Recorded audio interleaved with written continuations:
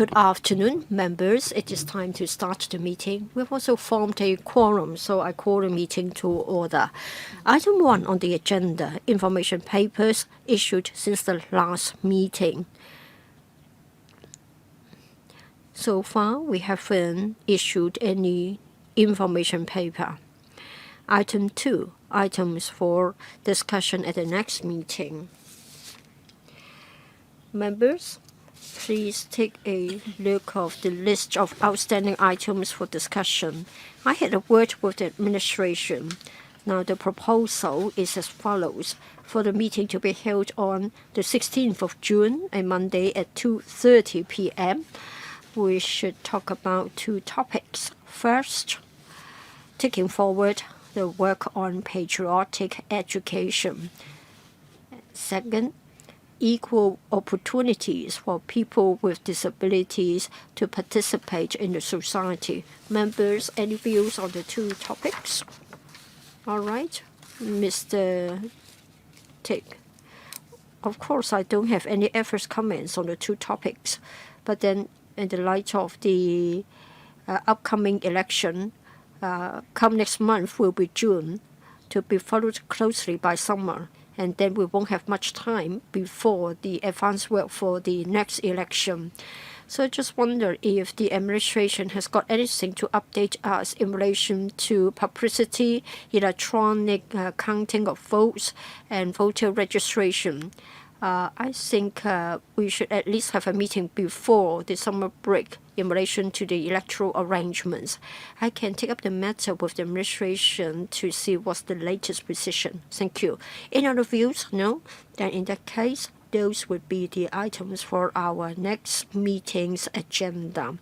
Item 3 on the agenda, strengthening regional cooperation with the mainland. Report on Hong Kong Zhejiang Co-operation Conference mechanism and promoting cooperation between Hong Kong and Zhejiang. I see that public officers have already joined us in the conference room.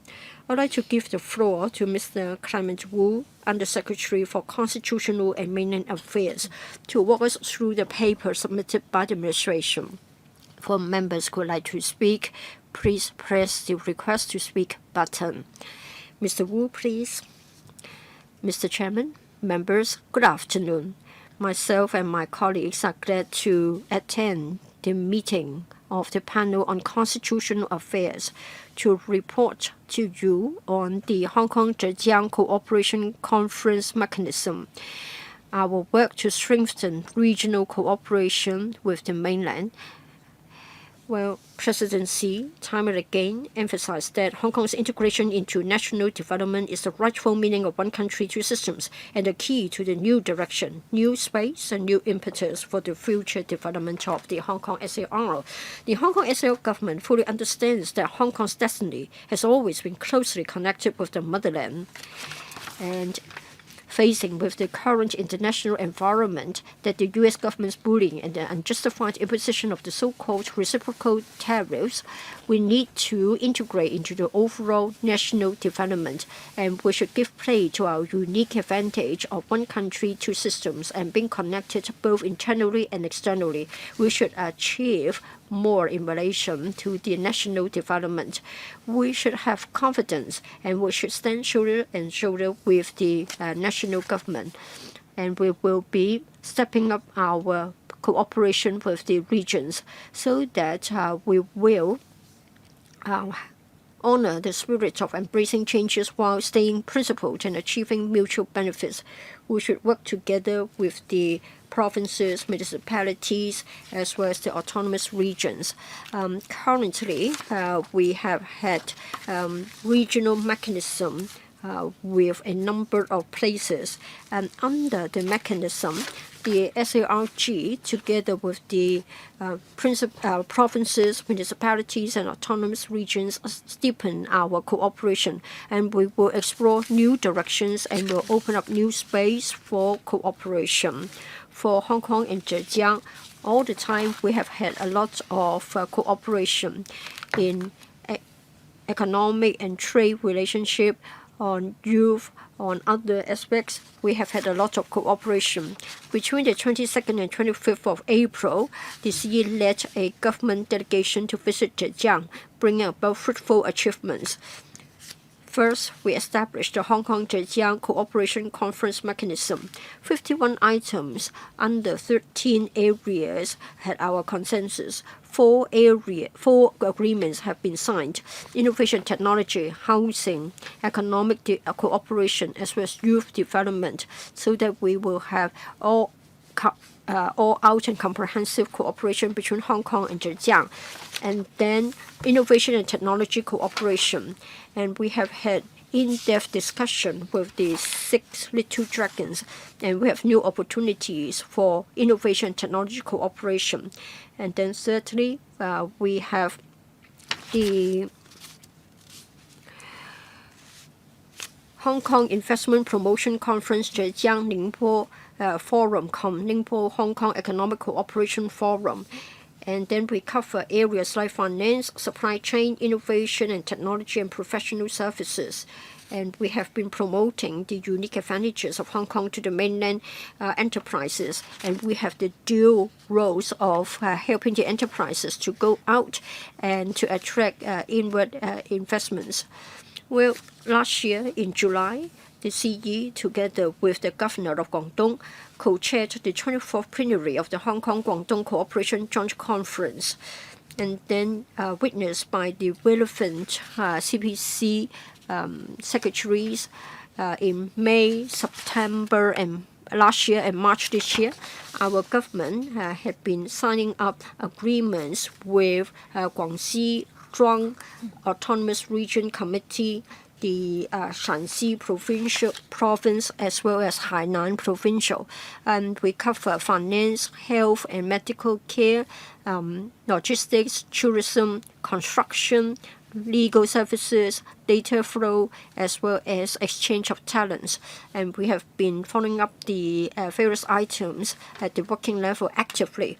We'll continue to deepen the regional cooperation, looking forward to more fruits being born, and we would like to promote mutual development hand in hand, thereby making greater contribution to building a strong country in all aspects through Chinese modernization, and help with the development of new quality development. Myself and my colleagues are happy to take questions from you. Thank you.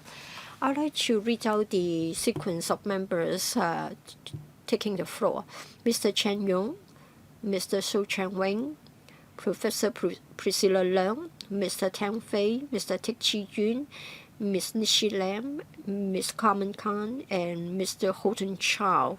I would say 4 minutes each for your questions and answers. First of all, Mr. Chen, Deputy Chair. Thank you, Chairman, and I would like to thank the Undersecretary and other public officers.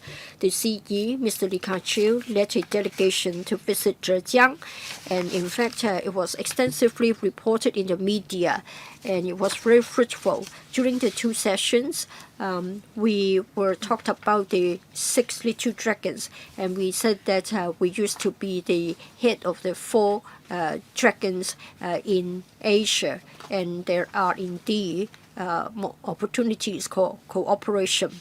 Now, the public would want to know that after so much talk, we want to know which will be given priority, like the 6 little dragons in Hangzhou, and then Shenzhen have also got new opportunities. So I want to know when such will take root in Hong Kong. Do you have any initial timetable or roadmaps to allow us to have more confidence? Yes, you have identified the opportunities, but then in terms of land resources, maybe we are not able to be as favorable as other places because they're administrative-led. So maybe we should rely on our own advantages, like listing in the stock market, legal services, and education. I think it's best if we can get them to take root in Hong Kong first, so that we can make use of the opportunities arising from the River Loop area as well as the Northern Metropolis. Please share the information with us so that we will be encouraged.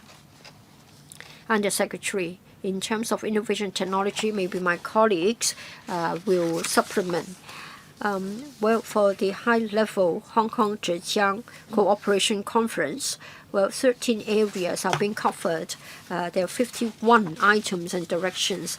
The SARG, in particular, the relevant departments and bureaus are taking the work forward.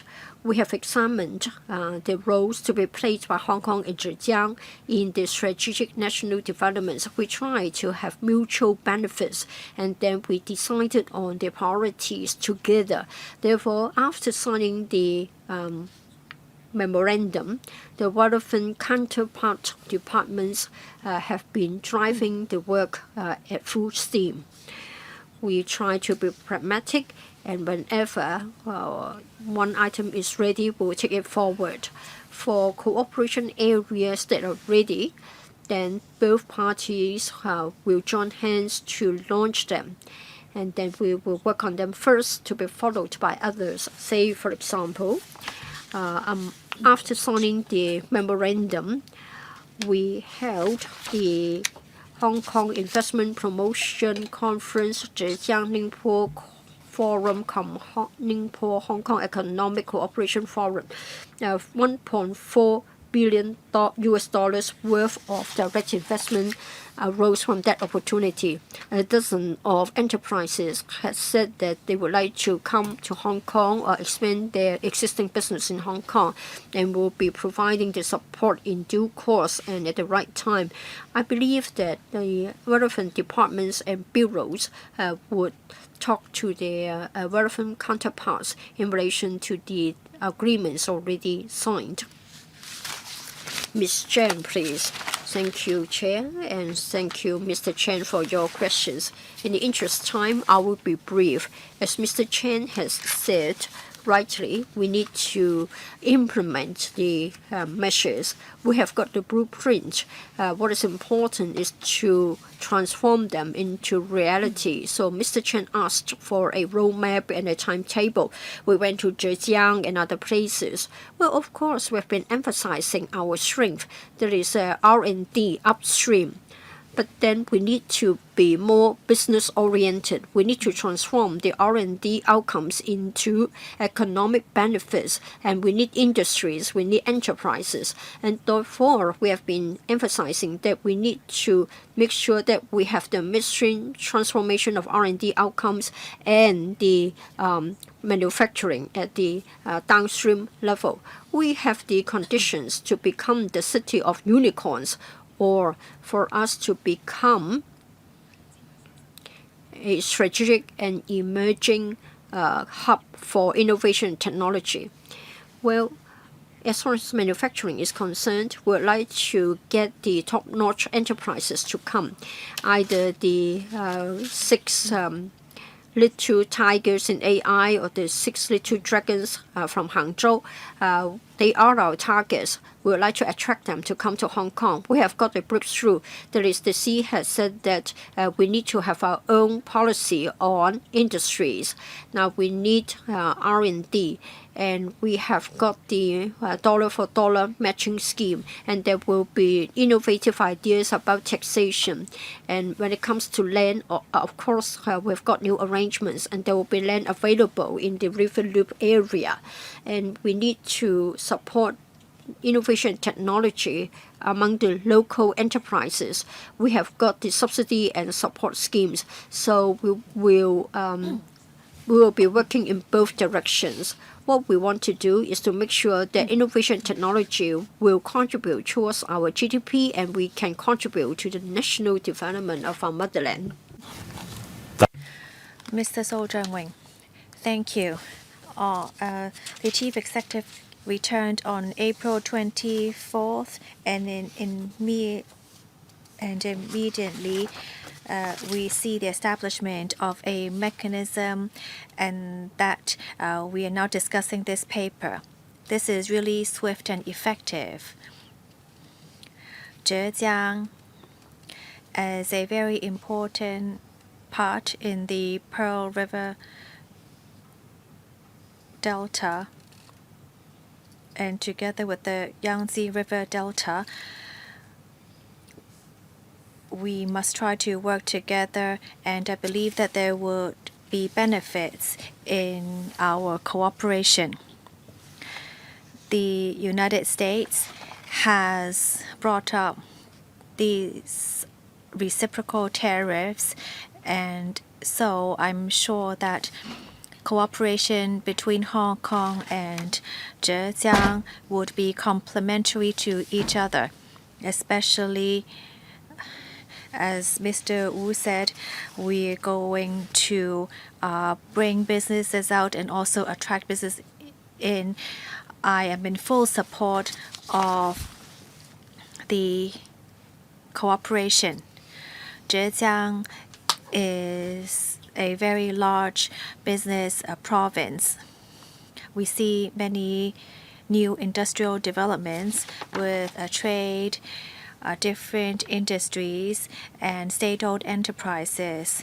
We see that this province has been enhancing such industries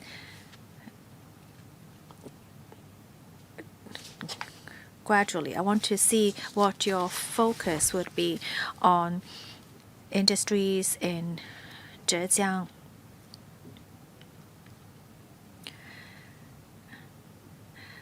When we work with the Greater Bay Area, of course, we would have a sort of GBA model. But then with the cooperation with Zhejiang, what sort of design and arrangements would there be for such a new regional cooperation? Undersecretary. Thank you. Let me first take the question and then I will defer to other colleagues. This time we signed a cooperation mechanism and also 4 other agreements. I'm sure this would be the focus, including innovation and housing, economic, and also youth. So these would be 4 main areas that we are focusing on. We do have other policy bureaus here. Perhaps they could also supplement my response. The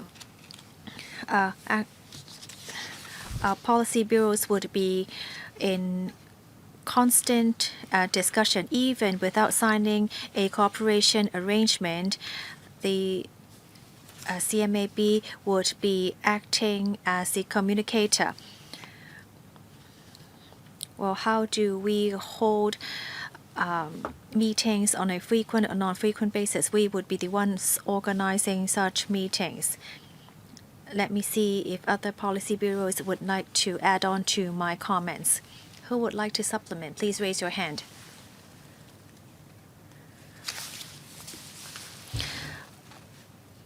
Mr. Wong.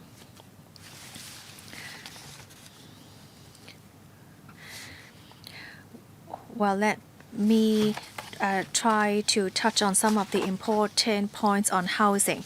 First of all, we hope that together with Zhejiang, we will be able to support collaborative exchanges encompassing innovative housing technologies, intelligent construction, resource conservation, low carbon and emission reduction, smart estate management. We would also look into smart estate management and the construction of harmonious communities.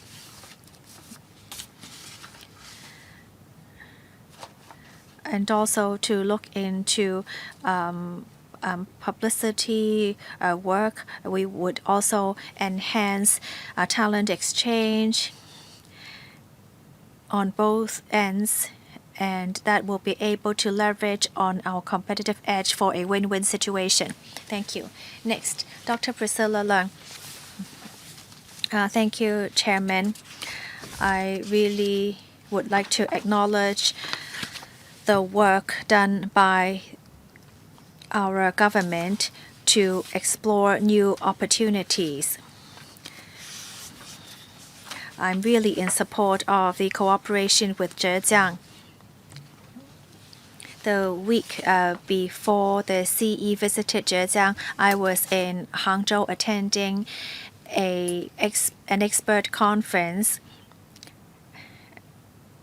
Zhejiang University brought us for a visit.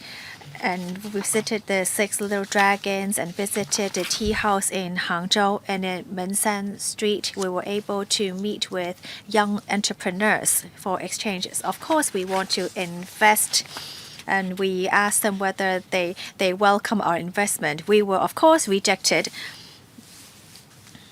They are already developing quite well.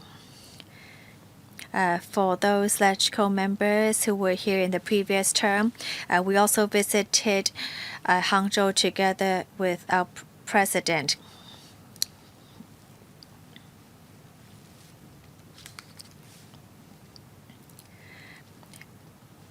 Anyone who wants to receive government services will only need 1 day to do that. 1 day would be enough. At that time, we still didn't know what COVID was, but then even if you go to a Chinese medicine practitioner, you would be able to get your medicine delivered to your door. We see a lot of incubation technology, one of which I tried. Well, I wear these glasses, and whatever language I choose, it will be able to see it on my glasses. I really wanted to use this service as I would be organizing a forum. Well, it's quite limited. In Hong Kong, we do have similar services, but it only provides English and Chinese.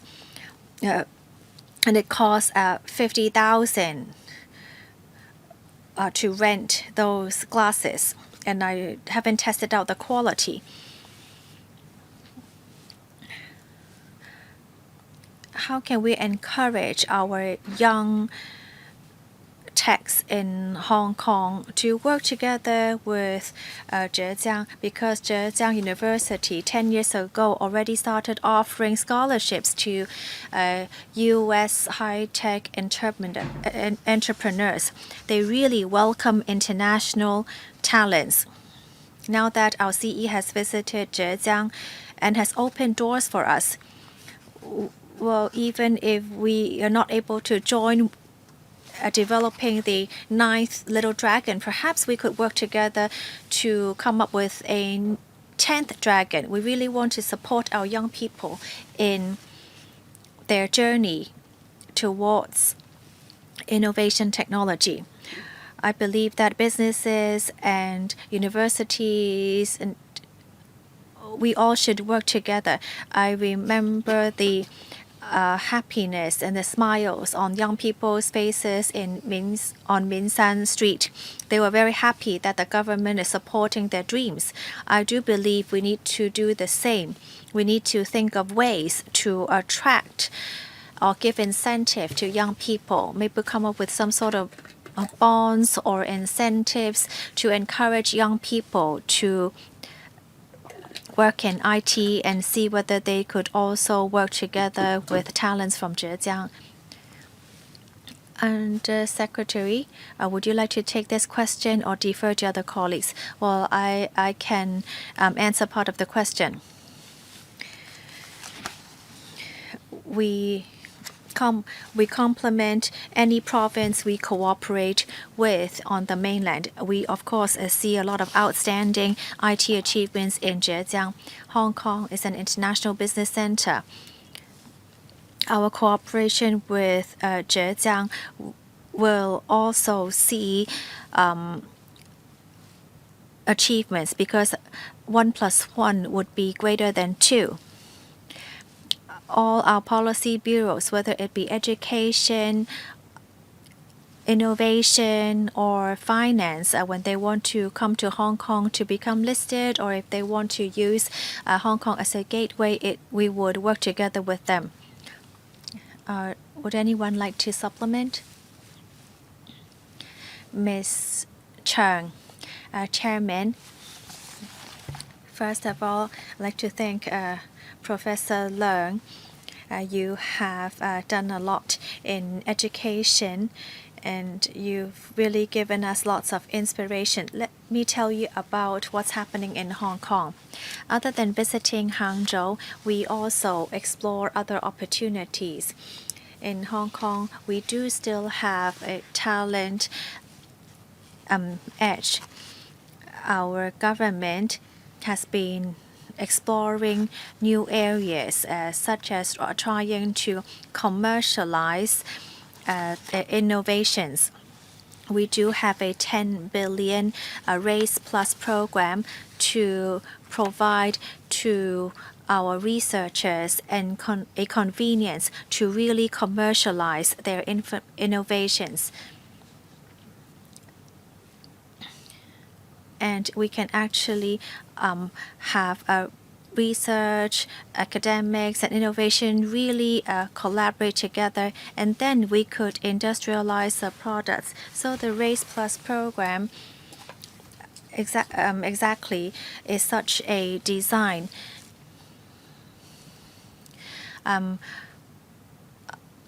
Some of the provinces on the mainland have come over to learn from us because they think that this is really a good program. We have accepted the second cohort. I'm sure members understand how Hangzhou has been doing well. They invest early, they are willing to invest more.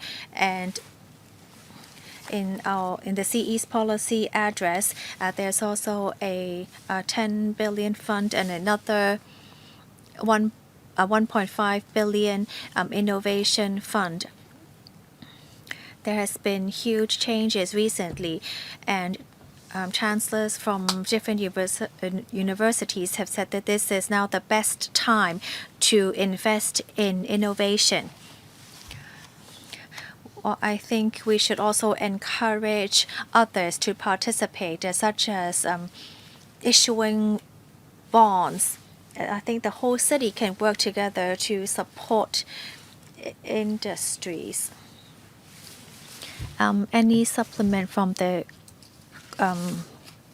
CDB or on youth entrepreneurs through Hong Kong TDC?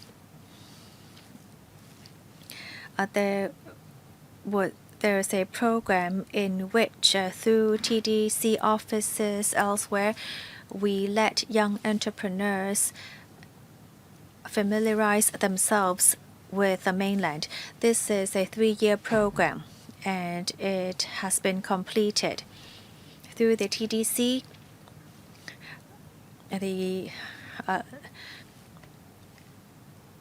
we try our best to provide more information to young people. Mr. Tang Fei. Thank you, Chairman. I'm curious in knowing which province the government decides to collaborate with. Because if I could refer you to paragraph 6 of the paper, there's already been many regional cooperation mechanisms, including Zhejiang. The CE made a visit to Zhejiang to strengthen cooperation. I'm curious as to why there is no Jiangsu, because in 2024-2025, we see that, Jiangsu is above Zhejiang, and now with DeepSeek from Hangzhou has become even more of a focus, but Jiangsu should actually be more advanced than Zhejiang. And according to an innovation index, of the top 10 cities, we see 2 from Jiangsu and 1 from Zhejiang, which is Hangzhou. And in one of the index on, we see that Jiangsu is like second. And I have to say that I do not have any ties with Jiangsu. Well, I visit Zhejiang more than visiting Jiangsu, but I'm just curious because, I know that Zhejiang University is very well known, but then in Jiangsu, we see that there is a similar number of outstanding universities. Mr. Zhou Zheng also talked about the Yangtze River Delta, and Jiangsu is really, at the tip of the delta. So I want to know when you are picking places to establish regional cooperation, how do you pick your provinces? I'm just curious as to why Jiangsu, such a large business province and such a large high-tech province, would not be included in this cooperation. Undersecretary, well, thank you for your question. We work closely with all the provinces on the mainland. The government tries to deepen cooperation in various areas to promote mutual development and cooperation in a comprehensive, multifaceted, and in-depth manner. As I said, we have already set up cooperation mechanisms. So even if we have not signed any regional cooperation mechanisms with a province, we do already have close cooperation, including Jiangxi province. We do have a mechanism. We do also meet on a frequent basis, even without signing the agreement. We work together in areas such as finance, economic and trade, innovation, technology, transportation, healthcare, and education. And each mechanism we would set up in accordance with these principles. There's no difference in principle. And for the more specific cooperation details, then it would depend on the importance of the province, if it's included in the 14th five-year plan or in the Hong Kong and Macau and Guangdong cooperation, then there would be more focus on those areas.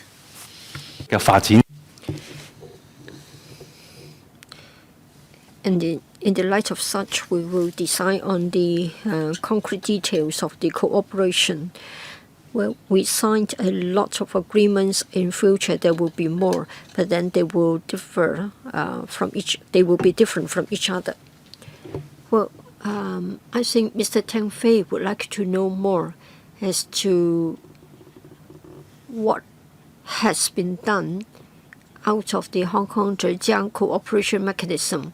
Undersecretary, do you have the information? Or in fact, Dr. C has raised his hand. Maybe you can collect the information for our benefit. We may not have a formal cooperation mechanism, but it has been said that there is indeed ongoing cooperation, so maybe Dr. Jeff C can elaborate. Yes, let me talk about cooperation in education between Hong Kong and Zhejiang. Well, we have the Hong Kong, Macau cooperation. We have also got cooperation items with Jiangsu. We have an alliance. But then for Zhejiang, we haven't got a tertiary education alliance yet. Together with Guangdong, Beijing, and Shanghai, we have got alliances among different tertiary institutions. It goes to bear witness to what Mr. Wu has said. Whether we have got a formal agreement or alliance or not, we have a lot of cooperation, exchanges for teachers and students between Hong Kong and Zhejiang. So if there is an alliance, then it is sort of a formal one. But even in the absence of such, we do have a lot of exchange sessions and cooperation. Mr. Teck Chuen, or Dr. Teck Chuen. From the paper, I can see for myself that for integration with the mainland and cooperation with the mainland regions, a lot has been done. Well, to honor the spirit of one country, two systems, other than integrating into the mainland, we need to be connected to the rest of the world, and then we can truly give play to one country, two systems. If we only look internally, then we are no different from any other mainland cities. From the paper, when it comes to the connection with the world, which is only in paragraph 15, that you have said that Hong Kong has become the important platform for Zhejiang enterprises to open up the international market vis-a-vis the information about cooperation with the mainland. Now my question is, do you have a mechanism here? Do you have any projects? Do you have any agreements to achieve the purpose that we are connected to the rest of the world? While we have regional cooperation, we should also open up the international market. So in the case of Zhejiang, can you showcase some examples? Another point is that we should be balanced. We shouldn't be lopsided. We should be connected to the international market. Sino-US relationship is rather tense nowadays. I think we should try to have some breakthroughs. We should be able to go beyond the barriers. We should have cooperation that would facilitate and beneficial to the mainland enterprises. So given the tense relationship between the American government and the Chinese government, please tell us what breakthroughs that you can achieve. Undersecretary, I think the two questions from Dr. Tick are well related. In my opening remarks, I've already said that we are faced with the so-called reciprocal tariffs from the U.S. Hong Kong has to face this. Mainland enterprises, including Zhejiang enterprises, have to face this. We are connected both internally and externally, and we want to integrate into the national development. We want to be complementing and supplementing the Zhejiang enterprises. We have the unique advantage of one country, two systems. In this paper, of course, we haven't elaborated on the role of Hong Kong, but elsewhere in other documents, when we talk about the fact that Hong Kong is one of the most internationalized cities in China, we have unique advantages like being connected internally and externally. Then we can work for the Zhejiang enterprises. We can help them to go globally and to invite direct investments to go to Zhejiang. If you need concrete examples, let's take the area of legal services in Zhejiang. They know that Hong Kong is the only place in the PRC to have bilingual advantage and practice common law. So for enterprises, for foreign enterprises, they may find this attractive because common law is more known to them. And then for Zhejiang enterprises wishing to go global, then they can set up a showroom in Hong Kong. And if they want to have documents or contracts signed with overseas investors, they can have it done here because common law is something that they are more familiar with. So in this sense, we can help Zhejiang enterprises to go global, and we are also advocating the professional services in Hong Kong. So legal services is good, and then in GBA we have Hong Kong enterprises using Hong Kong laws in the case of arbitration. Mr. Dr. Tick, of course I've been listening attentively to Mr. Wu. For our cooperation with the mainland, the information is more concrete. There are projects, there are agreements. Mr. Wu has been saying that we do have an advantage. We are good at communication and we practice common law. Now, we have this mechanism with Zhejiang, but what about our liaison with the overseas countries? What sort of an advantage can we claim? And the international landscape is very complicated. So you are rather vague in this regard, and therefore to me it seems that the two sides are not balanced. So for Zhejiang, I think you know that you don't just confine yourselves to cooperation with Zhejiang. You said that you want to become the important platform for Zhejiang enterprises to open up the international market. Can you elaborate on this point? When we sign the cooperation agreements, there's more directional. Under that, we have got more concrete cooperation projects. So according to the national development layout, we want to achieve mutual benefits, we want to be complementary, we want to be supplementary. So we've identified a few areas for cooperation. Innovation, technology cooperation, youth development, housing, trade cooperation are the areas that we have identified for Zhejiang. For other provinces, we may have other areas. Now for concrete projects, what happens is that both governments will try to drive projects that will be mutually beneficial.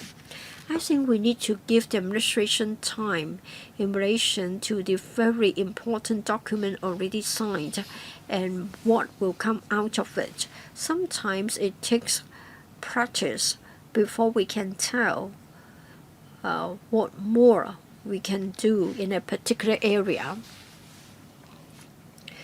because in the phase or in the course of implementation, you may find out that things didn't turn out as you imagined, and you may need to fine-tune it. Ms. Nishilam, a word about youth development. I know you have a cooperation agreement signed in relation to youth development, and there will be internship. For us in the Youth Development Commission, the course will be 3 weeks. Now, young people are wondering if they can have a longer course, a longer program, taking up the entirety of the summer holiday.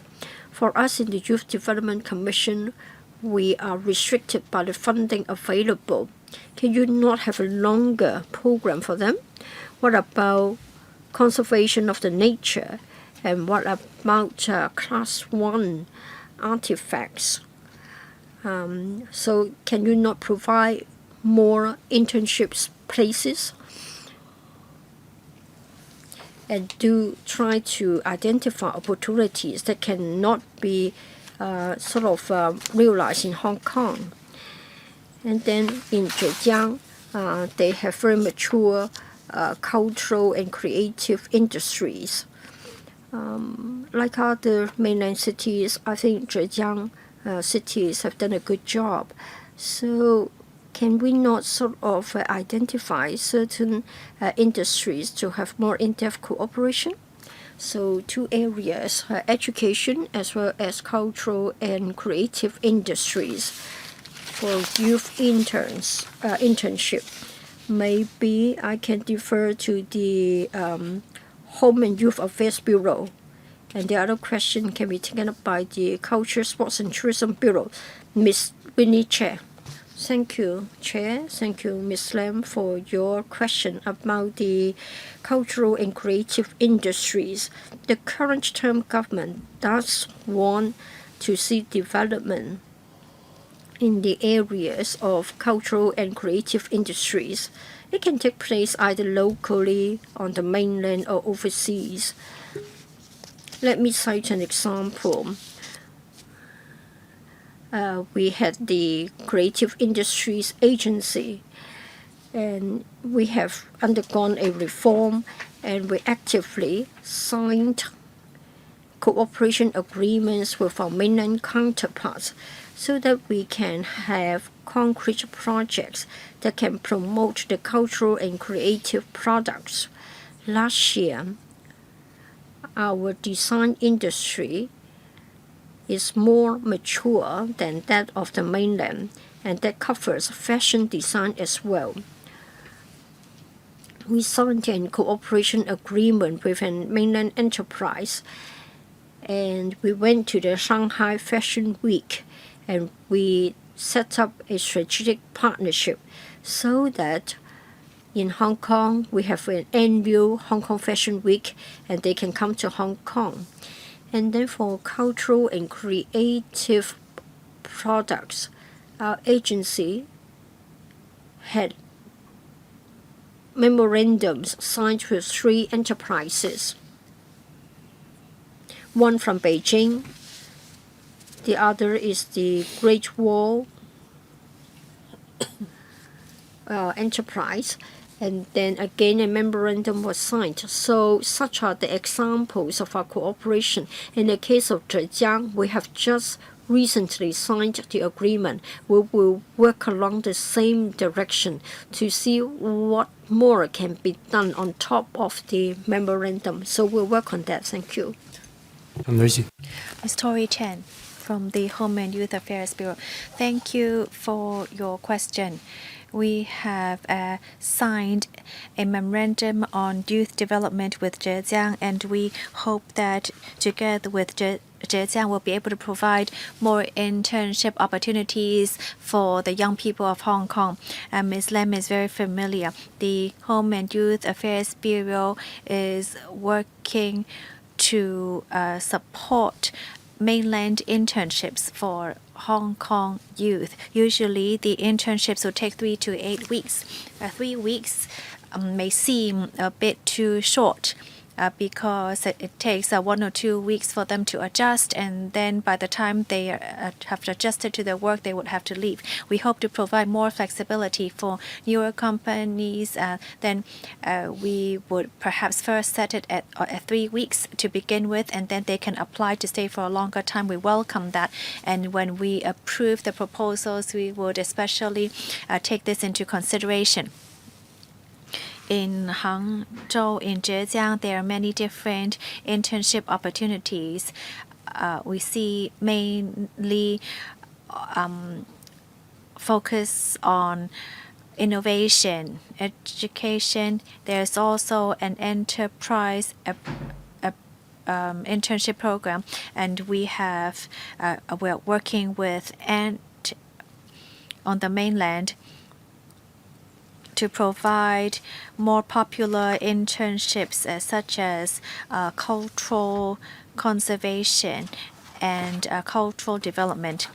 Ms. Lam, while both bureaus are taking this quite well, but I think that if the 2 bureaus can work together, then it can also encourage young people to participate more in internships program, because on one side it seems that there is not a lot of culture and innovation. On the other side, another bureau is doing it well. I hope that you will work together to try to map out a better opportunity for the young people.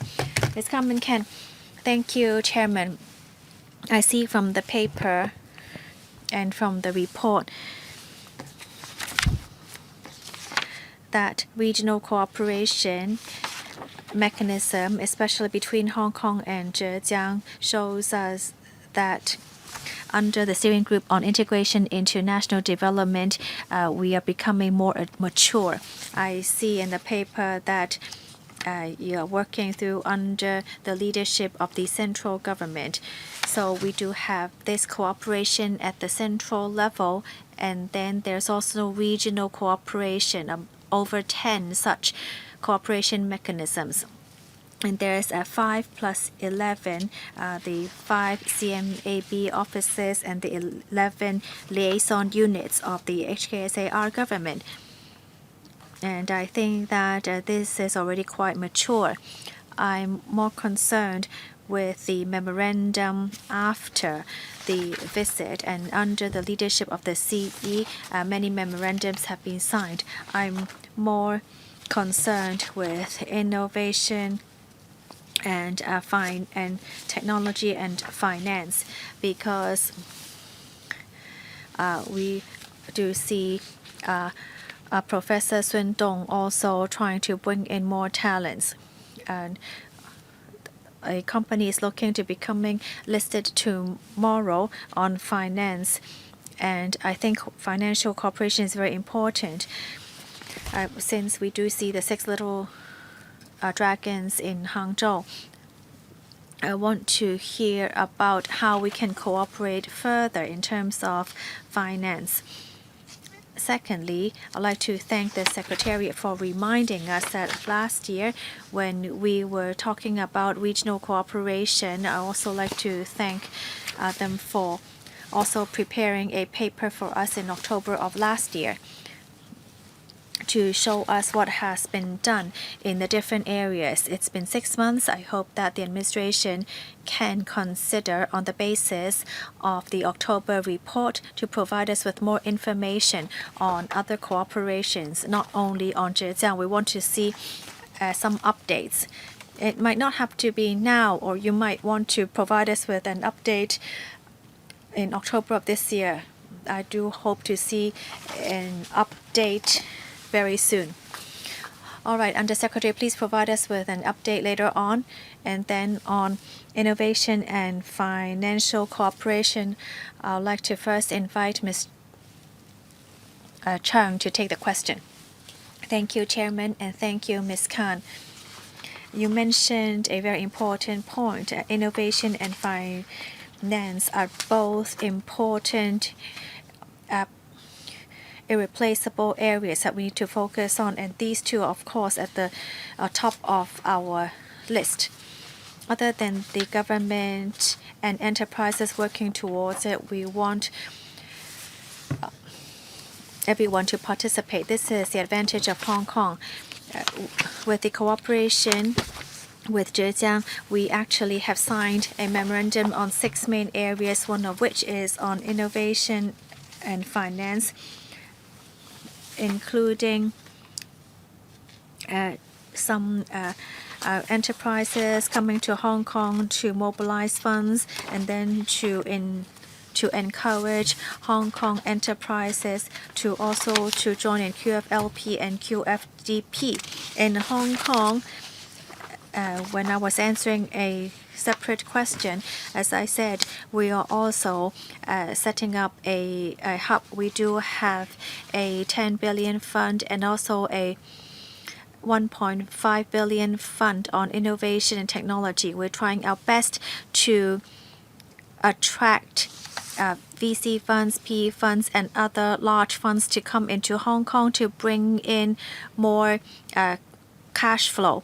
We want to attract more outstanding enterprises to come into Hong Kong.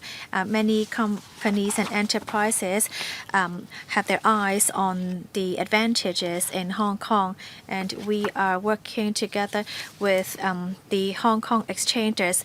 Amendment 18A, 18C, we're trying to provide more convenience to enterprises coming into Hong Kong, and perhaps we could hear also from the FSTB. Mr. Ho, thank you. Ms. Khan, for your question. The Undersecretary has mentioned some mechanisms, and she said the Hong Kong Exchange were amended 18A, 18C. Well, back to Zhejiang and Hong Kong cooperation, you might have noticed that there are quite a few of Zhejiang enterprises becoming listed in Hong Kong, over 100. And the value added together is over 3 trillion Hong Kong dollars. All these enterprises have strong potential. When the CE visited Zhejiang on April 25 in Ningbo, we actually held a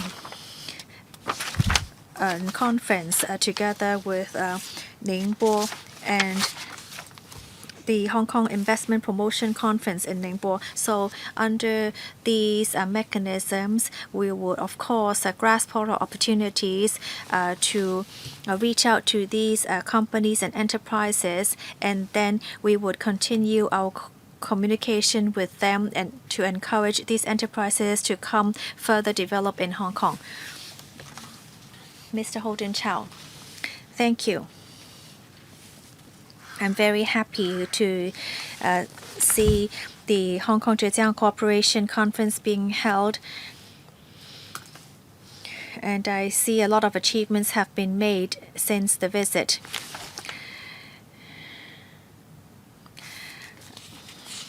We see the Six Little Dragons from Hangzhou and the deeply popular DeepSeek.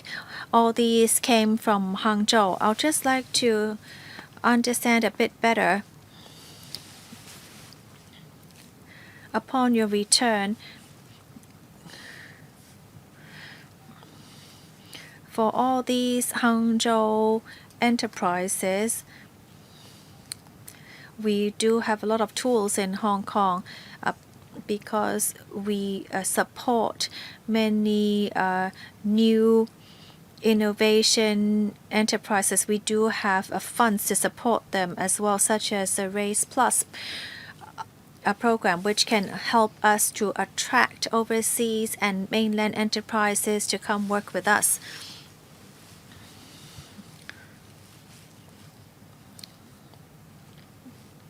When you reached out to Zhejiang, did anyone mention which program or plan they're more interested in? Raise Plus really encourages cooperation between enterprises and local universities. Can you tell us what their thinking is, or are there any specifics that you have reached a consensus on? Undersecretary. Oh, who's taking this question? Ms. Chung? Thank you, Chairman, and thank you, Mr. Chow, for your question. We do see many new policies and tools to help support innovations and technologies. Professor Sun Dong, our secretary, also visited Zhejiang, and he in person introduced this to the universities over there. Many people are interested. After our visit, Zhejiang province, 45 enterprises from there visited Hong Kong, and we held an introductory forum for these enterprises. I think that there is a room for further cooperation in terms of finance, our market, our talents, and our policies. How can we attract these businesses to come in and help them go out into the rest of the world? Well, it's not limited only to Zhejiang. We see that many provinces are also very strong. But when we are moving on to the next step in reaching out to the international market, we will need these industries to actually develop on par with international standards. We see now that we do have strong group of talents in Hong Kong. Mainland universities welcome scholars from Hong Kong to research over there, and now actually it's bilateral because they would also want to come over to Hong Kong to continue their research. We do have a strong research capabilities.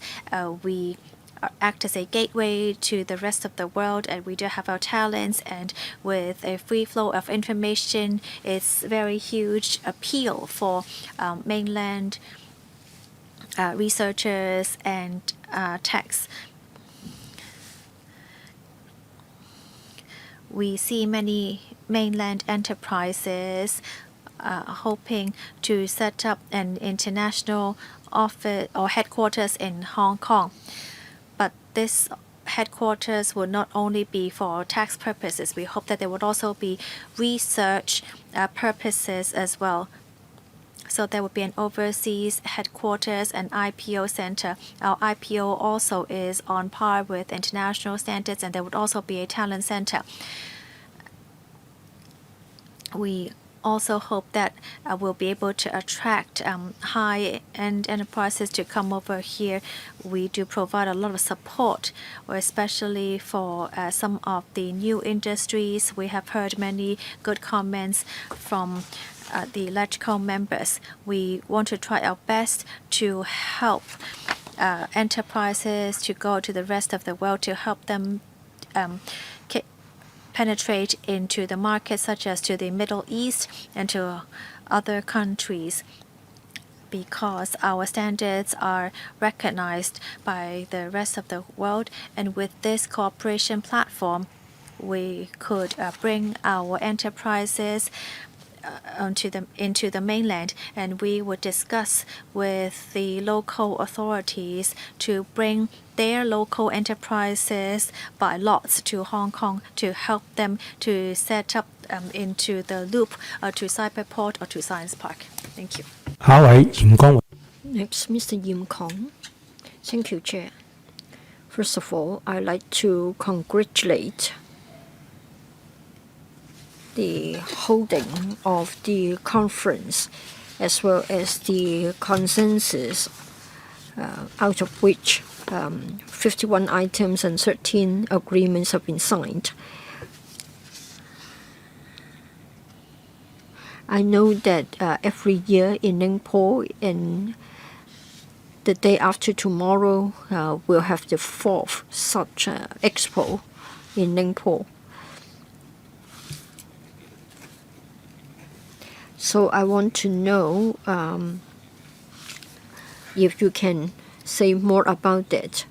I think that should be a market that we should look deeper into. And then the TDC will take the lead, I know.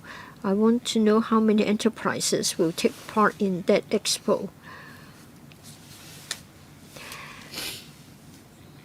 And then for the 51 projects, do you have anything in the area of port? For Hong Kong and Ningpo in Zhejiang, we are world famous ports. And then for Zhoushan Harbor, for 16 years in a row, it can boast the highest throughput. Well, at your second or your third meeting, are you going to discuss opportunities for cooperation in the port area? Say, for example, more cooperation in logistics. Well, maybe the first question can be taken up by the CDB. And then for the logistics and transport cooperation between Hong Kong and Zhejiang, in particular Ningpo, we have noted your comments. Well, as to whether TDC will take part in that particular expo, well, I don't have the information in relation to TDC's participation. But what I want to say is that every year the TDC would take part in different exhibitions of different natures. It depends on the market demand. Say, for example, to what extent our local enterprises are interested. Say, for example, in Shanghai, we have the Import and Export Expo, and it is very popular among our local enterprises. So we are sort of led by the market demand. And then the CDB provides financial support to the TDC. And then every year we will select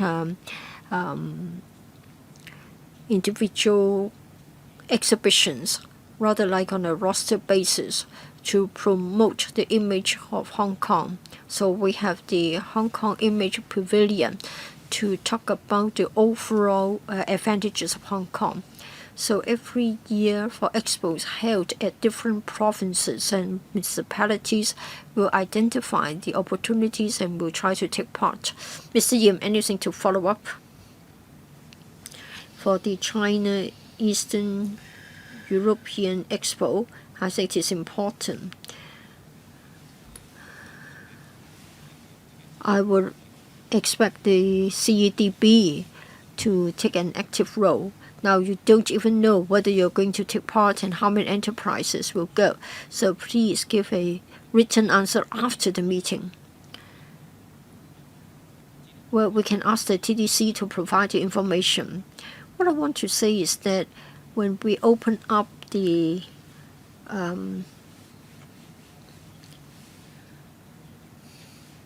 not the Middle East, but the Eastern European market. It doesn't matter.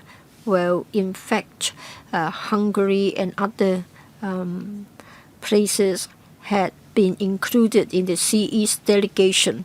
So the CE has personally led the local enterprises to go out.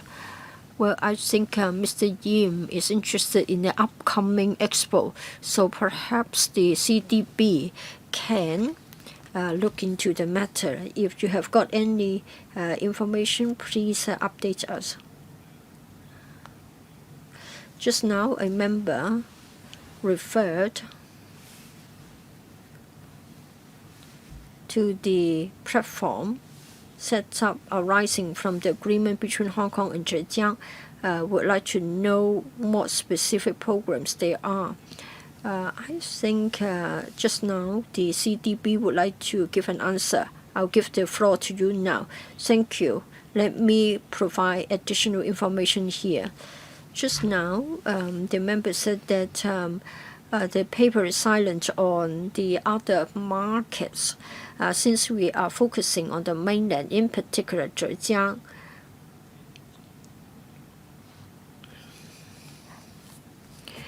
Well, in fact,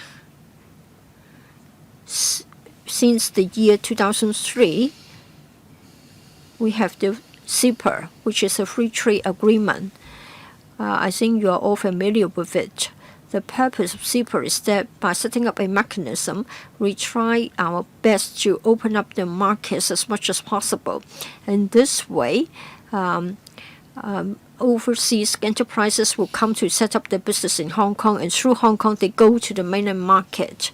And then for Hong Kong to become a platform for mainland enterprises to go out, well, in fact, just now we talked about the standards of our accounting services and legal services. We are aligned with the international practice. So if the mainland enterprises would like to take up this advantage, then they will select Hong Kong. It doesn't mean that in the absence of a cooperation mechanism, we would ignore a specific market. Well, just in February, the CE led a delegation to Qatar and other places, and a large number of agreements have been signed. It's a similar mechanism. Well, for members who would like to speak, they have all spoken. So I'd like to thank Mr. Wu and his team members for briefing us on this topic. I believe that this is but the beginning, and we hope that in due course you'll come back to this panel and further update us on the achievements of your work. All right, for this topic, I think that's it. And now we go to the following item, briefing by the Privacy Commissioner for Personal Data on protection of personal data privacy in the age of artificial intelligence. First of all, I would like to invite Ms. Ada Zhong, Privacy Commissioner for Personal Data, to join us.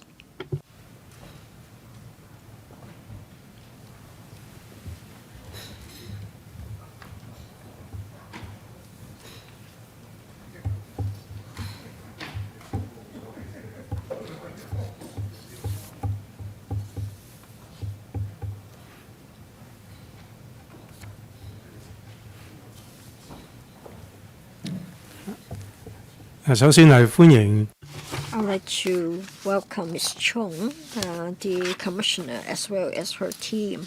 I understand that you are going to brief us with the aid of a PowerPoint presentation.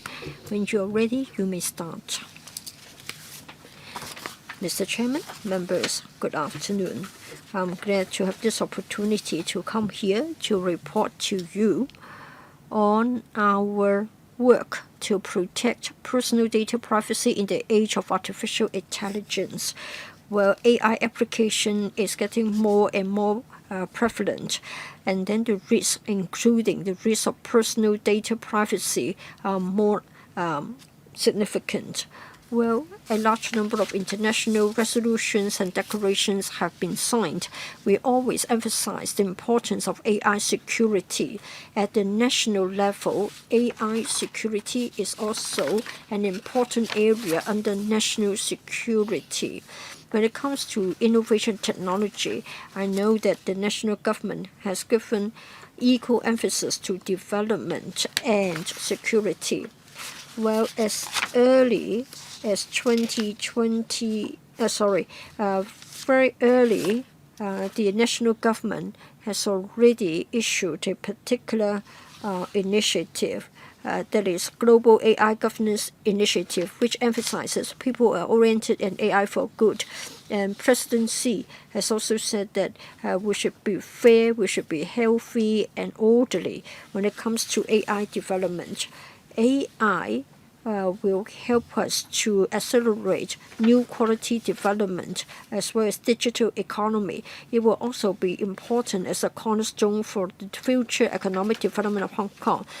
We actively promote the safe and healthy development of AI, and we have been launching a number of initiatives in order to understand clearly the application of AI and the awareness of the local enterprises, and to help them to boost their capability to cope with the challenges. For 2 years in a row, we have engaged the Hong Kong Productivity Council to conduct the Hong Kong Enterprise Cybersecurity Readiness Index and Privacy Awareness Survey, and the Hong Kong Enterprise Cybersecurity Readiness Index and AI Security Survey, respectively, in 2023 and 2024, to check whether they are ready. Well, all in all, nearly 70% of the surveyed enterprises, in fact 69%, considered that using AI in their operations posed significant privacy risk, but then only about 30%, that is 28%, have already got an AI security risk policy. In the light of the findings of the surveys above, our office has been providing support to enterprises based on their actual needs for leaflets and publications. Since the year 2021, we have issued a number of guidelines and leaflets for the public so that they have got practical advice. In August 2021, with the guidance on the ethical development and use of artificial intelligence to help enterprises to know what to do in relation to development and use of artificial intelligence, and how they can still be compliant with our ordinance as well as the ethical principles to be followed. In the light of the findings of the 2023 survey, in the light that more and more enterprises are procuring and using third-party developed solutions, in June 2024, we issued the Artificial Intelligence Model Personal Data Protection Framework, so that when it comes to the acquisition, customization, and use of AI, they would follow the relevant requirements under our ordinance. Well, for the model framework, it is based on the general business workflows, and it reflects the best practice. There are a number of things covered: establishing AI strategy and governance, conduct risk assessment and human oversight, customization of AI models, and implementation and management of AI systems, and finally, communication and engagement of stakeholders.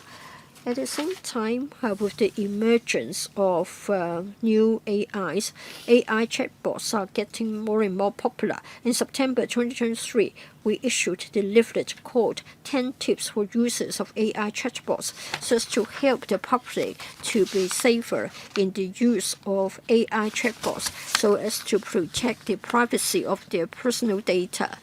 And they cover things like registering for the use of chatbots, as well as things to note when having a conversation with chatbots, being safe and responsible when you use the AI chatbots, and ways to do it. And In the light of the 2024 survey findings, in particular, only 28% of the enterprises had established AI security policies. In March this year, we issued the checklist on guidelines for the use of generative AI by employees, so as to help the organizations in developing internal policies or guidelines on the use of generative AI by employees at work while complying with the requirements of the PDPO. The guidelines recommended that we should cover the following 5 items.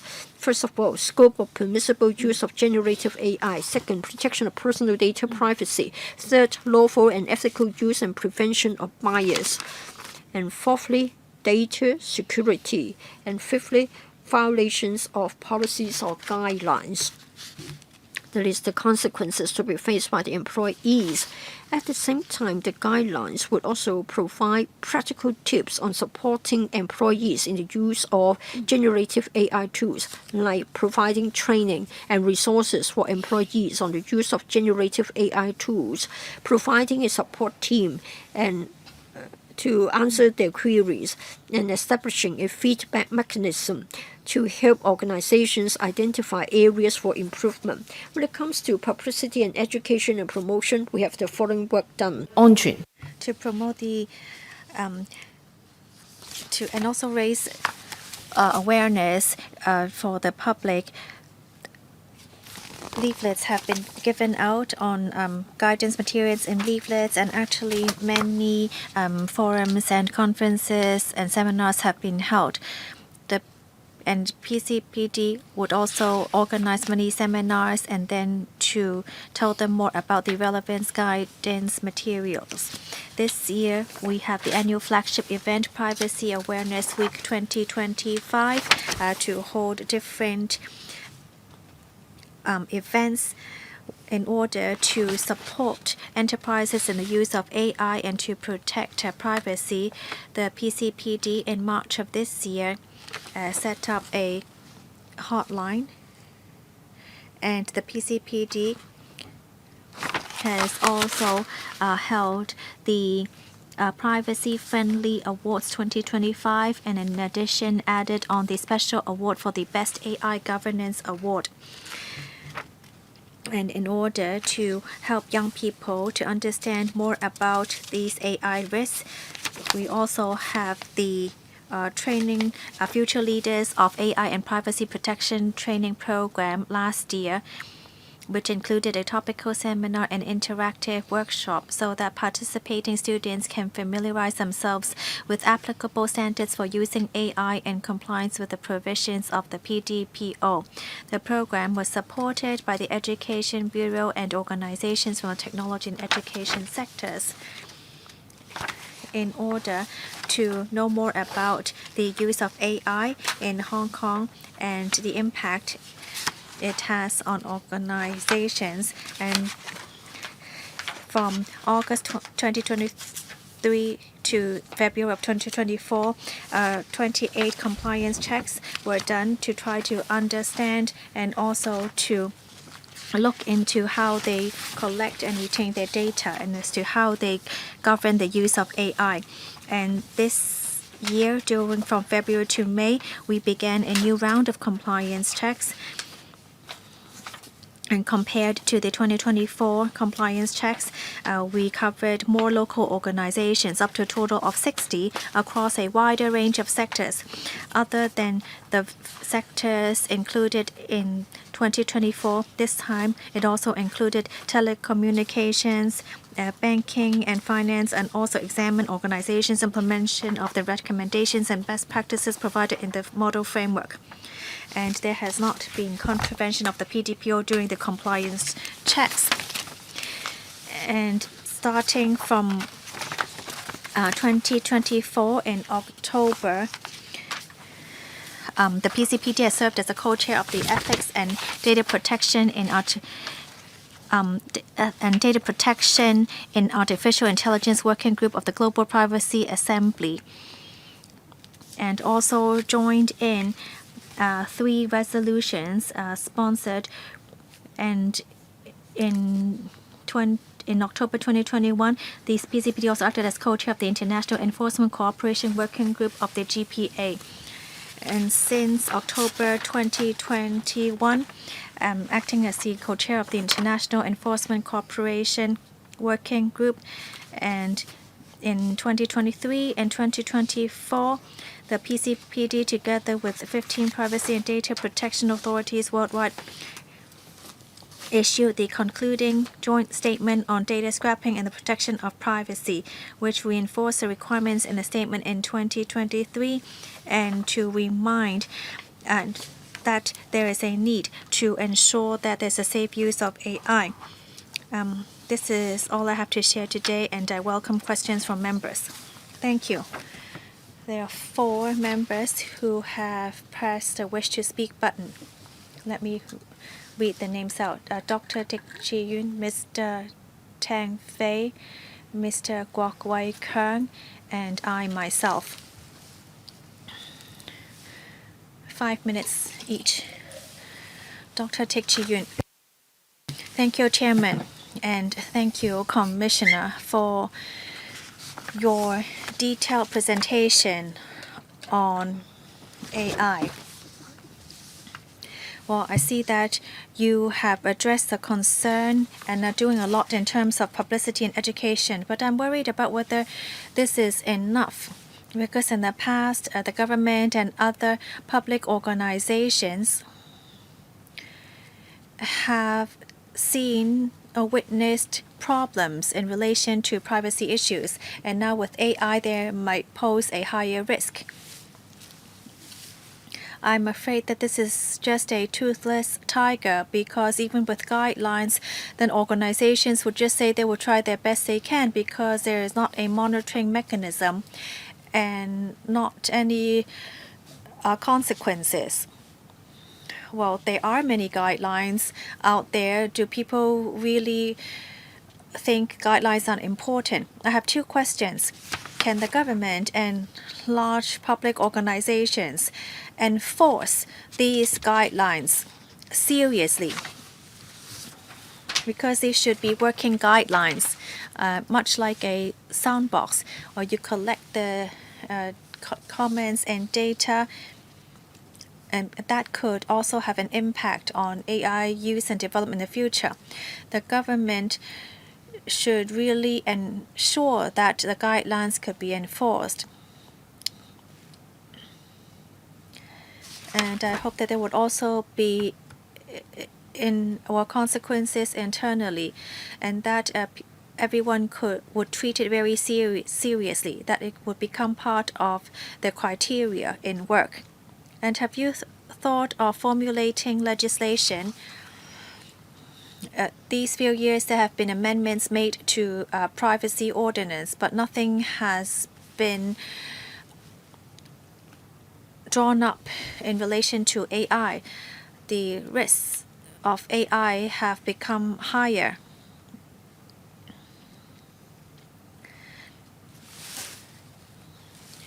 Can we draw up legislation to further protect members of the public, or what does the Commissioner think of that?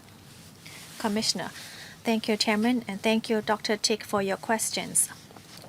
In relation to guidelines, well, according to the privacy ordinance, I have the authority to issue guidelines. Although under the law, guidelines may not be enforced, when we receive complaints or when we take the initiative to investigate, we would first investigate whether the enterprises are following the guidelines.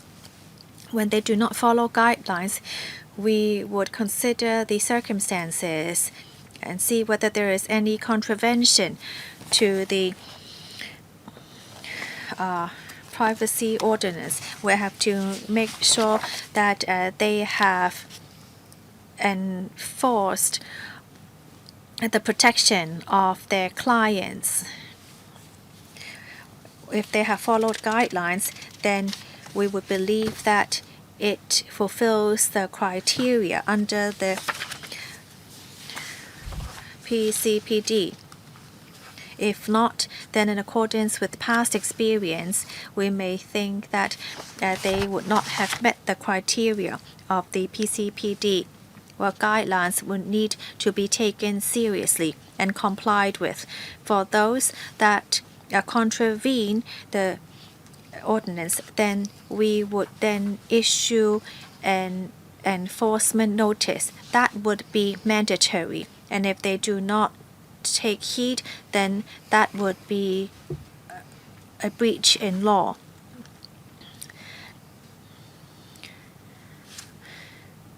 So that would be an enforcement. As to the second question on AI development, whether there is a need to formulate legislation, I would like to point out that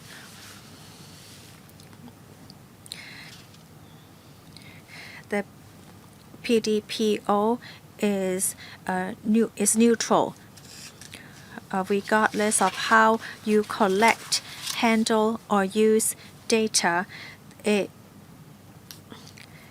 PDPO comes into effect even if you use AI to collect personal data. We could still be able to apply the PDPO to that. There is currently no legal loophole as the PDPO continues to be in force. When an organization uses AI, we would then take into consideration whether they have considered the PDPO. There may be certain details, such as whether generative AI would actually be misleading the public. There are suggestions in our guidelines. For example, you would need to add in a watermark or indicator for generative AI to let the public know that it is generative AI. In other jurisdictions, such as on the mainland, that is already a mandatory requirement. We would continue to monitor how it works in other jurisdictions and then continue with our recommendations to the government. Well, the government should be setting a good role model. Would you actually require the government to enforce guidelines or to set up a sandbox to accumulate experience for future development? Commissioner. Thank you, Chairman. Thank you, Dr. Dick. Our requirements or criteria do not matter because every time we come up with guidelines, the digital data office would then follow or actually take the initiative to comply with our guidelines. Very often, we do not have to require them to do anything. We continue to communicate with them. And as for a penalty, when there are internal guidelines within the government and employees do not follow the guidelines, then of course there would be consequences. Commissioner, am I understand this correctly? The government should be the same as other organizations, that the government must also comply with the issued guidelines. When they contravene the guidelines, then they would also be given an enforcement notice. Otherwise, they would need to accept the consequences. Yes, you are correct, Chairman. Both public and private organizations will need to comply with the guidelines. We have issued enforcement notices before to public organizations, and they do have the legal responsibility to take this seriously. I'm sure that the government would be setting a good example as a role model and to actually implement it even faster than other organizations. Well, thank you, Chairman. You have spoken my thoughts. Mr. Tang Fei. I can appreciate that the Commissioner's office has been very up to date in relation to the emergence of AI. Of course, they would focus on the safeguarding of the privacy of personal data rather than an overall view of AI. But then from this paper, we can see that they have been very up to date in relation to the international guidelines on AI governance. It is a difficult task because AI is developing rapidly and it will always be ahead of our rules and regulations. I now come to my two questions. For the privacy risks posed by AI, I think it is not confined to the development or use of AI by an enterprise.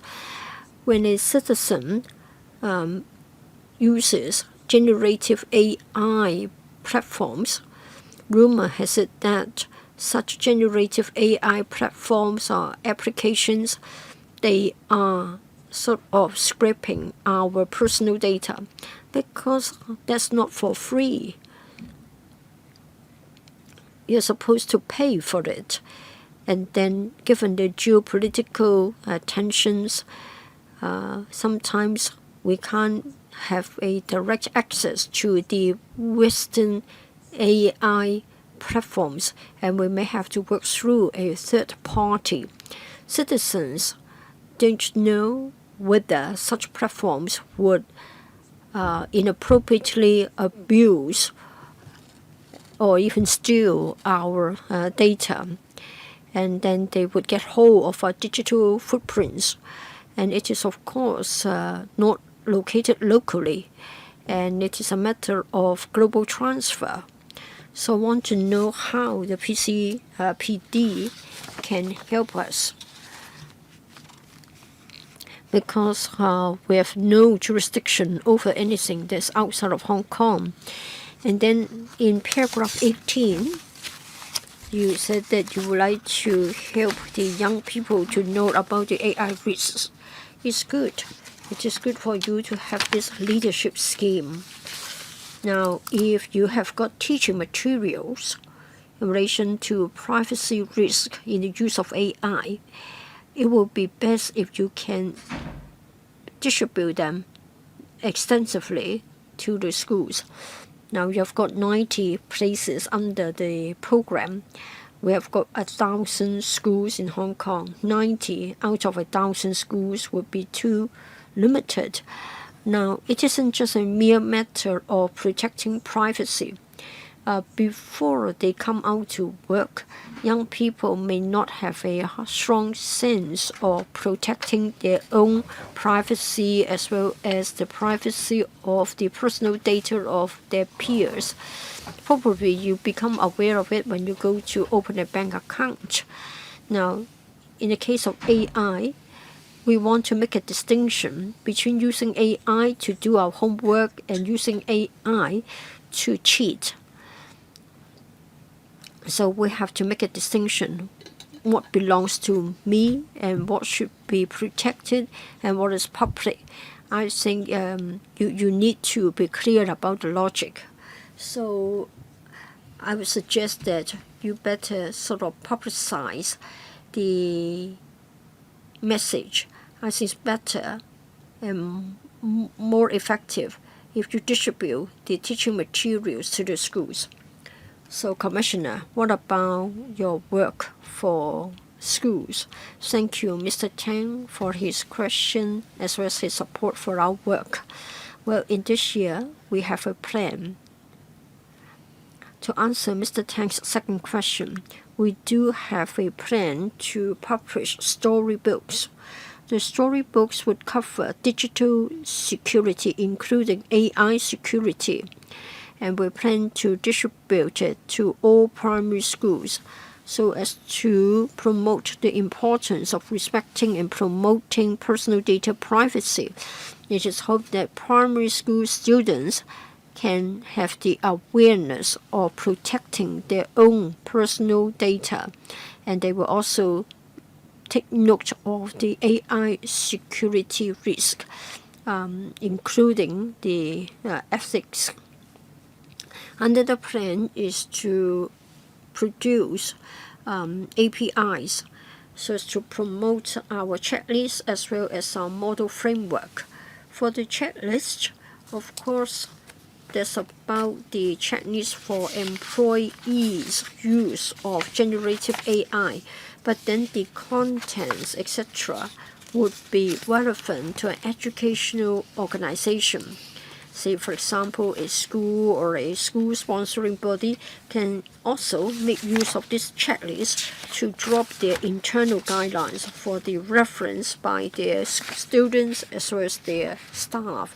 So the checklist on guidelines for the use of generative AI by employees will have infographics, will have a 1-minute long video clip, and will make use of the platform of the Hong Kong Education City to play this educational API to all the schools in Hong Kong. So this is already part of our plan for this year. We already noticed that many schools already use AI in the educational work. Therefore, there is a need to tell the young people more about AI. Yes, AI promises a lot and it is useful, but there is still a lot of risk attached to the use of AI. As to the generative AI platform, and you worry that many citizens will lose their personal data to such platforms. It is indeed the case, and that's why we do emphasize publicity and public education.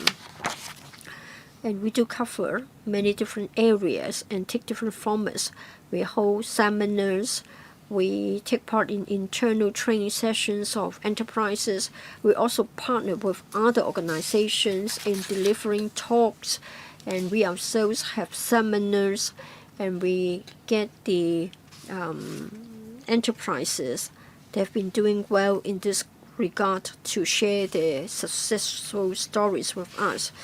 And then for the Privacy Awareness Week 2025, it will center on the theme of AI security and will feature a series of promotional activities. And for the Privacy Friendly Awards 2025 this year, we will introduce the Best AI Governance Award. For the general public, in periodicals, in newspapers, we do have articles, and we are interviewed by the media, hoping that we can raise the public's awareness in relation to the use of generative AI as well as AI chatbots. They shouldn't casually provide their personal data. Once the system gets hold of your data, the data will become part of the system. It may be used to train the system in relation to algorithms. And then if another user asks for the data, maybe such data will be handed over to that user. We have covered a lot of educational work. In 2023, we have come up with a leaflet, 10 tips for users of AI chatbots. That is how you can protect yourself by following the tips. The leaflet is a simple document. It has got only 2 pages only. That is when you register for the use of chatbots, and before you have a conversation, what you should note and how you can safely and responsibly use the chatbots. We also remind the public that you shouldn't lightly provide your personal data or anything which is sensitive in nature or confidential in nature. And when you download the AI applications, you mustn't make use of anything which is not from the official website. It is risky because if you got it wrong, then you may download viruses from that channel as well. So we have been rather comprehensive in providing advice to the public. Anything to follow up? I agree very much with what has been said. We can only advise the public to protect themselves. We don't have jurisdiction over anything outside of Hong Kong. On the 13th of May, on the platform of Telegram,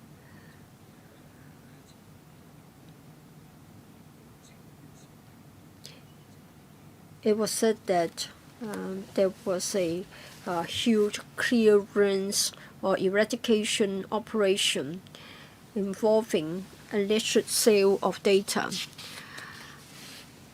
I'm not targeting a Telegram, but then from time to time, we understand that personal data of citizens was available for sale in the dark web, like addresses, names, telephone numbers, and educational qualifications of teachers in individual schools. It may not be causing huge harm, but it's still very alarming. So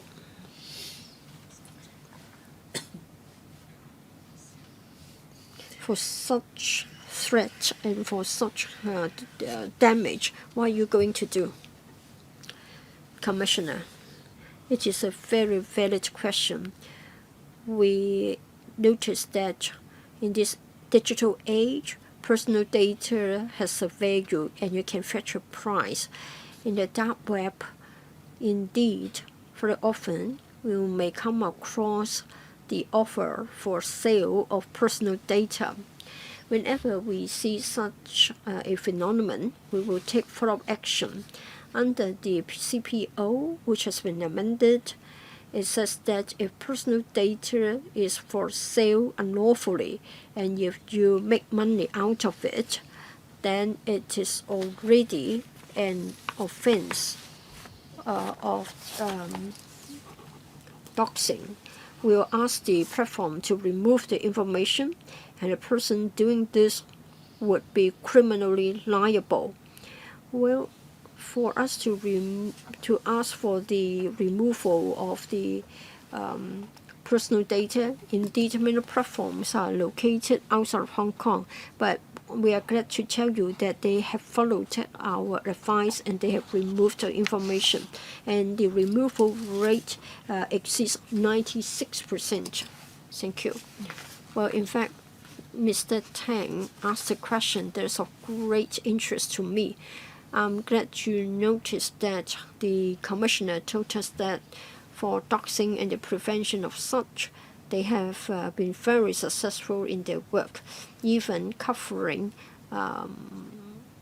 platforms or websites outside of Hong Kong, so that we can have our minds set at ease.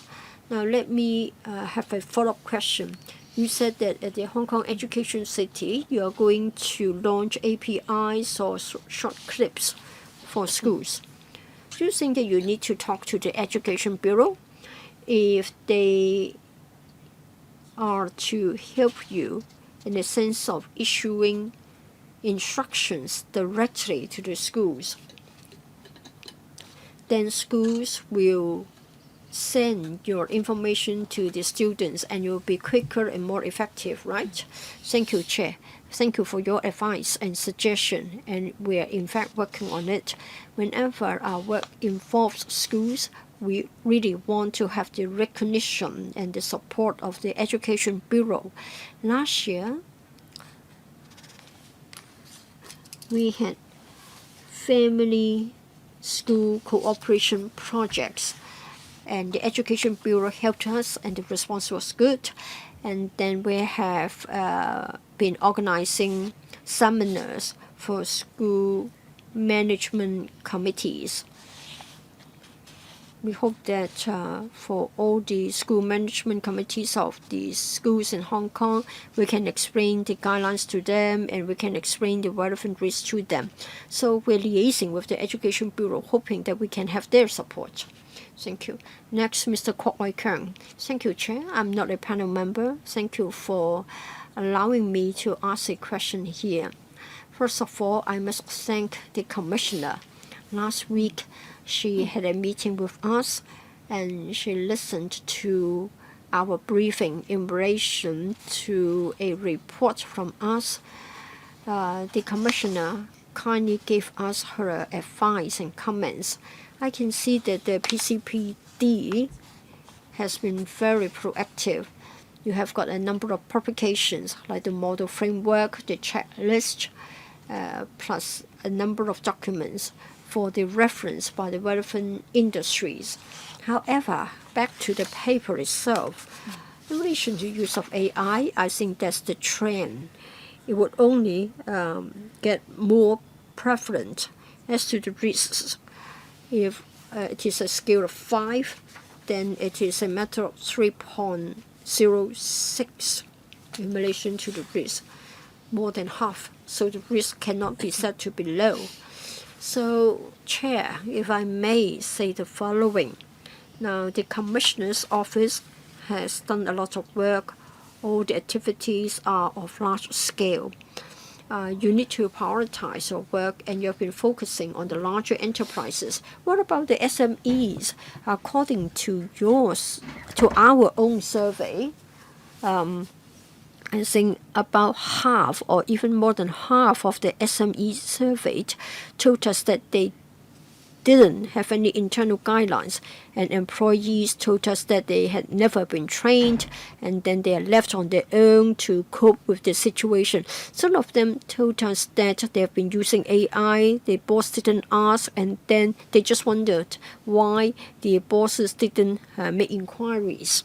I'd like to thank the Commissioner for saying that each organization must take up their own responsibility, but we don't want to make amendments only when the enforcement issue is noticed. So when can we reach out to the SMEs? Thirdly, I'd like to try to understand the risk-based assessment. Some enterprises, especially SMEs, when there are only a few employees in the company or enterprise, how can they set up these guidelines and what recommendations can you give them? Thank you. Commissioner. Thank you, Chairman, and thank you, Mr. Kwok, for your support. 3 questions. First, on how to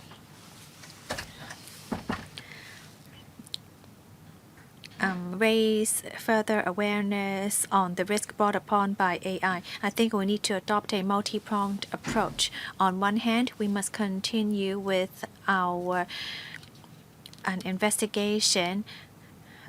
This could help with prevention because we do not believe that we should only make remedial actions when incidents occur.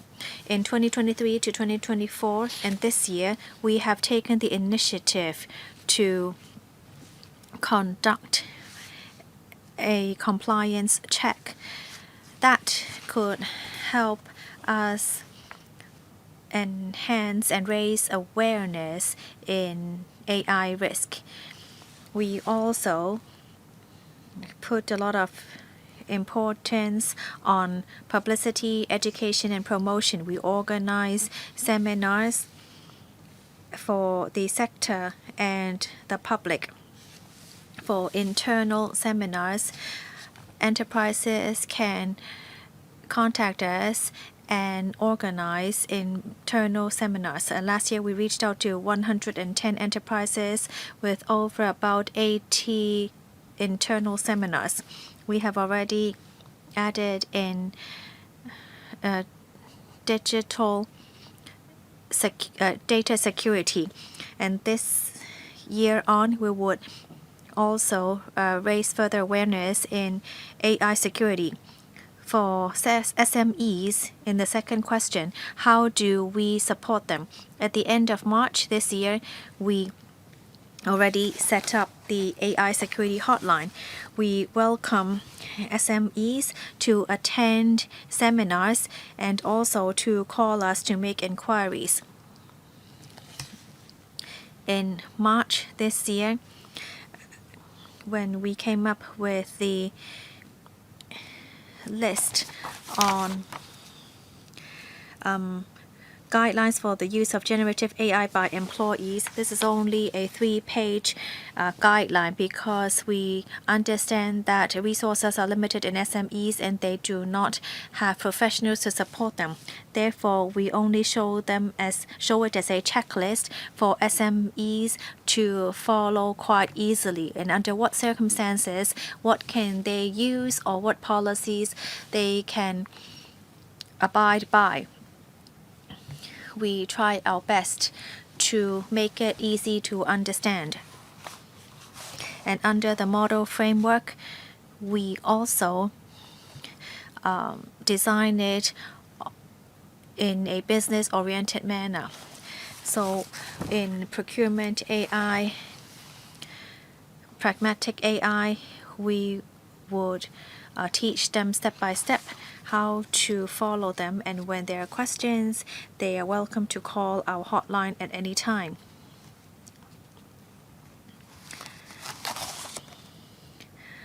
On risk-based security, under the model framework, there's already very detailed step-by-step points on how to assess AI risk and what kind of risk would be considered high risk. We also gave them 3 scenarios. For high risk, then there would need to be serious monitoring. But then for low risk situations, then the AI could be given more free rein. So these recommendations are all based on international practices. Thank you. Any follow-up? All right, next, Ms. Carmen Can. Thank you, Chairman. Chairman, I'm concerned on cooperation on enhancing AI security. So I see that the PCPD is actually co-chair of the Ethics and Data Protection and AI Working Group. Well, as I'm also a part of the committee, I want to say that on this opportunity to ask the Commissioner to tell us more about the joint statement or the joint declaration to remind operators the responsibility to ensure that the data could be protected. Have we seen any social media taking up more responsibility in protecting data? I want to see what the effects of the joint statement is. And just now, member also asked about the prevention of doxing. I am always in support of the amendment of the PDPO on preventing doxing. Well, although our focus is on AI today, I hope that there could also be updates on the amendment of PDPO. Thank you, Chairman. Thank you, Ms. Khan, for your question. In 2023,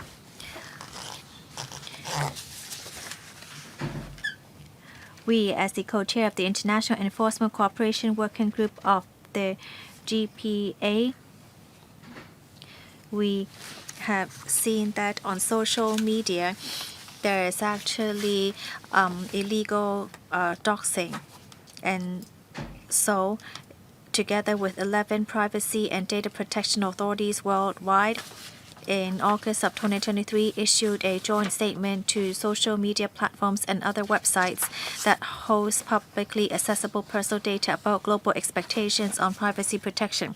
The statement highlighted major privacy risks and reminded operators to prevent personal data from unlawful scrapping.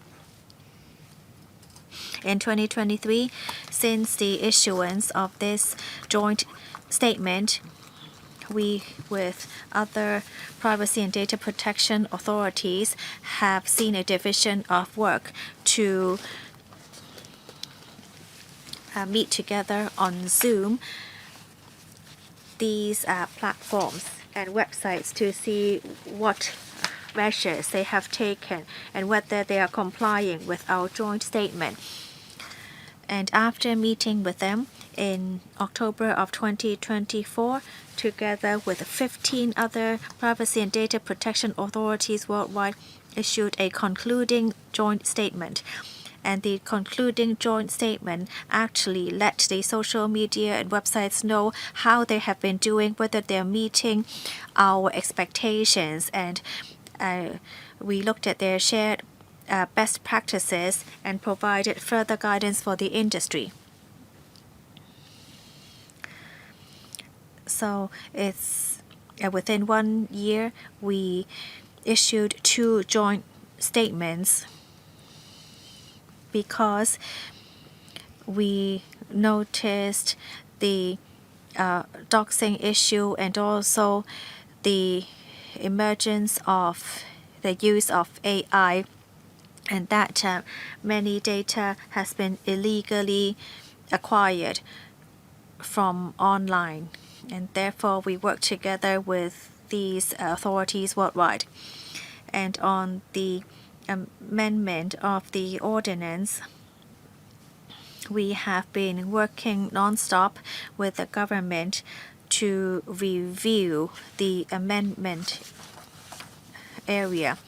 We have consulted the industry and our committee members, and we are now considering public views to see whether we could amend the PDPO in phases and how we can better it. For example, on how we can set out the penalties. Undersecretary. Thank you, Ms. Khan, for your question. The Commissioner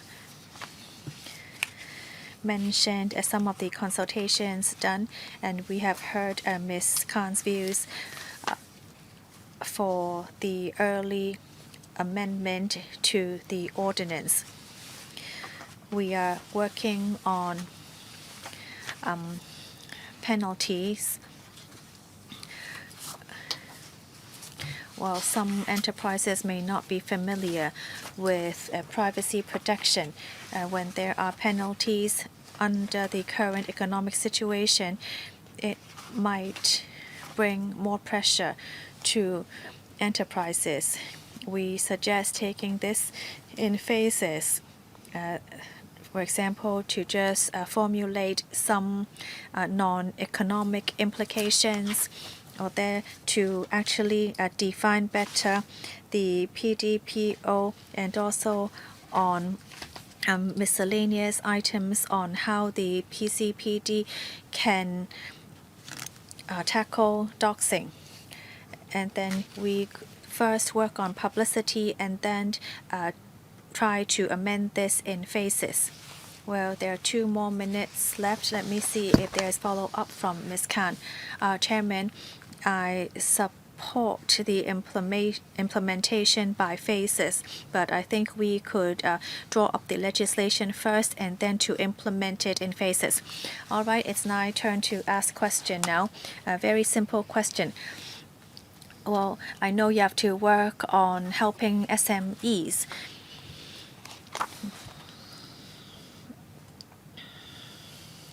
Should you actually take the initiative to reach out to SMEs, the chambers of commerce, that actually might be more effective than waiting for them to contact you. In the past 2 years, compliance checks have been conducted, and you found that Hong Kong enterprises are they actually familiar with these issues now? Now, thank you for your question, Chairman. We have provided guidelines for SMEs and organized forums for them. We have also reached out to the chambers of commerce and also set up seminars to share with them the details of the protection of personal data privacy. We also welcome them to contact us, to invite us to hold seminars for them.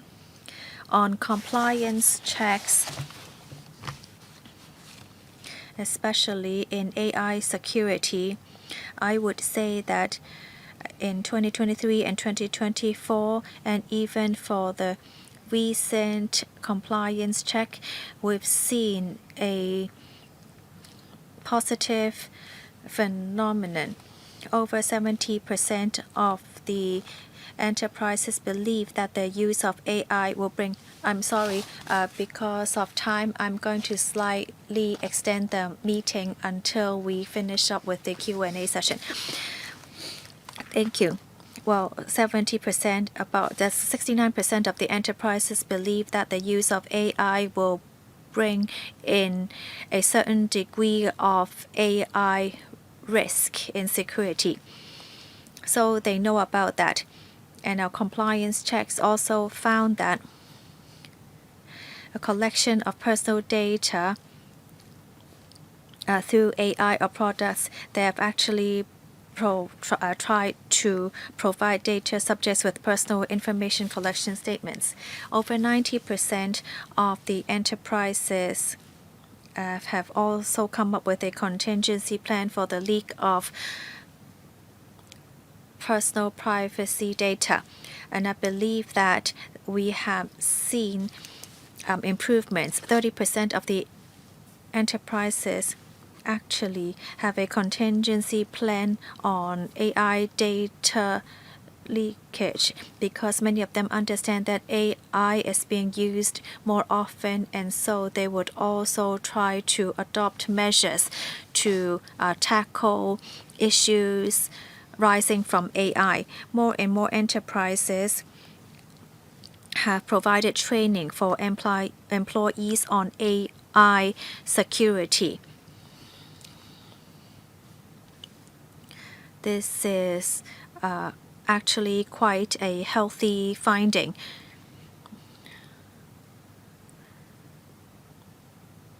We could say that large organizations perform better and they're willing to invest more resources in AI security. SMEs do not have as much resources, and therefore we can try to step up our support for SMEs. Thank you. So the discussion comes to a close. Thank you, Commissioner. Thank you, Undersecretary. AOB, nothing. So meeting I declare meeting adjourned. Thank you.